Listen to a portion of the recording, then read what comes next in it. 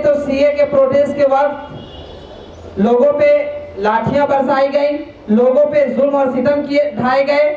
उसके बाद उसमें कुछ लोग शहीद हुए और जो लोग इंसाफ की आवाज़ को बुलंद कर रहे थे, जो लोग सीए का विरोध कर रहे थे, उनके खिलाफ जो है पुलिस एक्शन हुआ है।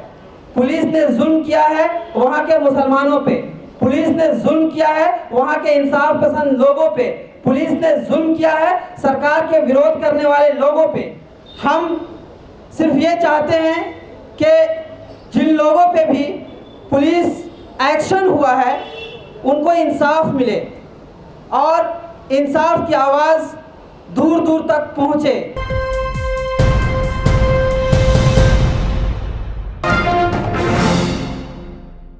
तमाम मीडिया के लोगों को मैं शुक्रिया अदा करता हूं जिन्होंने वक्त निकालकर एक ऐसे इशू पे जिसको तकरीबन लोग भूल चुके हैं और दोबारा से उसको याद करने की कोशिश हम लोगों ने किया।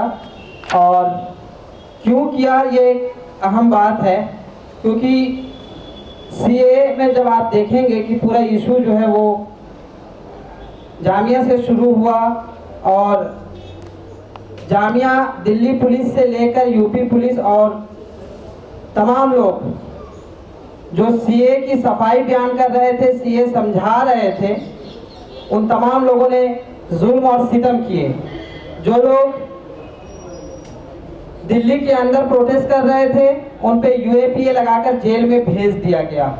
मैं भी उसका एक छोटा सा हिस्सा हूँ।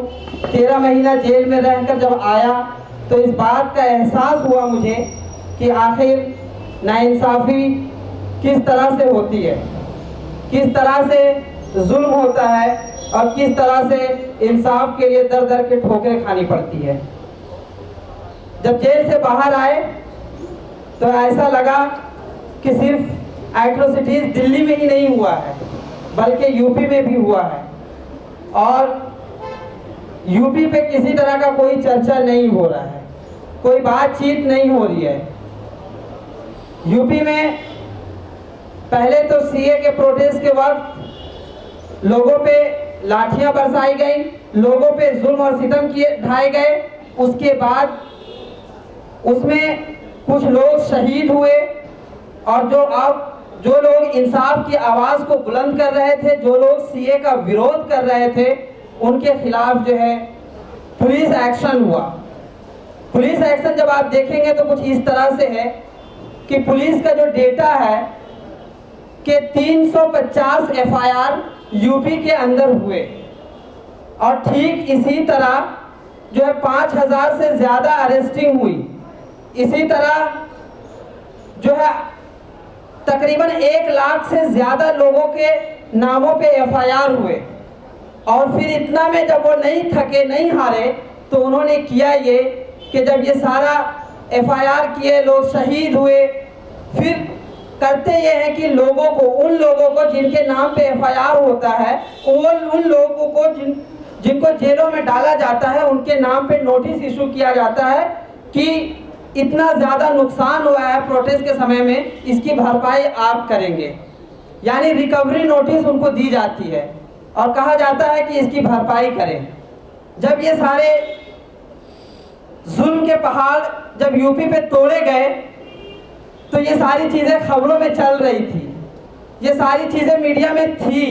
कुछ ऐसी मीडिया जो हमारी आवाज़ को या हमारे साथ खड़े होते हैं, कुछ ऐसे सिविल सोसाइटी और सोशल एक्टिविस्ट जो मुसलसल आवाज़ उठाते हैं, जब उनसे बातचीत हुई तो हम लोगों ने ये इरादा बनाया कि यूपी पे एक पूरा रिपोर्ट लाया जाए और लोगों के सामने रखा जाए कि आखिर किस तरह से पुलिस ने जुल्म किया है।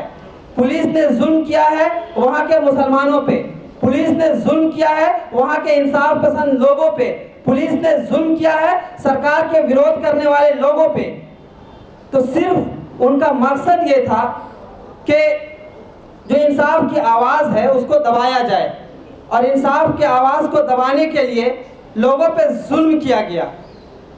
हम लोग ये चाहते हैं कि ये जो FIRs हुए हैं, ये जो लोगों को जेल में डाले गए हैं, जो रिकवरी के लिए नोटिसेस आए हैं और जो लोग शहीद हुए हैं, कम से कम उनको भी याद रखा जाए। वो भी कुर्बानियाँ दिए हैं, उनको भी इस रिपोर्ट के माध्यम से हम लोग ये मैसेज देना चाहते हैं कि हम लोग भूले नहीं हैं और आने वाली नस्लें भी इस रिपोर्ट के पढ़कर आपको याद करेगी।